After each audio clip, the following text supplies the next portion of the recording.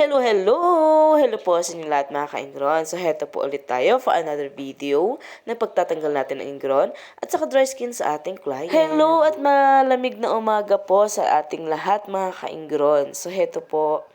At gusto ko pong magpasalamat sa inyong lahat dahil kung hindi po sa inyong suporta at saka sa pagtatangkil kay Abra ay wala po ako ngayon dito. So salamat po sa 74,000 followers mga ka-ingron at saka sa hindi naka-follow. Maraming salamat din po sa pagpanunood at pagtatangkilik kay ka-ingron ng Abra. Ito po ang ating another client. Susuki ko rin po ito. So pasintabi na lang po sa lahat kasi ayaw niya pong patanggal yung dapat natanggalin dito sa kanyang kuko na itong may green na po na ito. So kung hindi pa po ako nakasubscribe, ipasubscribe na po and pa-click the notification bell para po ma-notify kayo sa mga long videos and full videos na aking na-upload. Pa-follow na rin po ang aking Facebook page at follow na rin po ang aking Facebook Reels. Pa-like, comment, and share po sa mga videos ko at samahan niyo po ako lagi.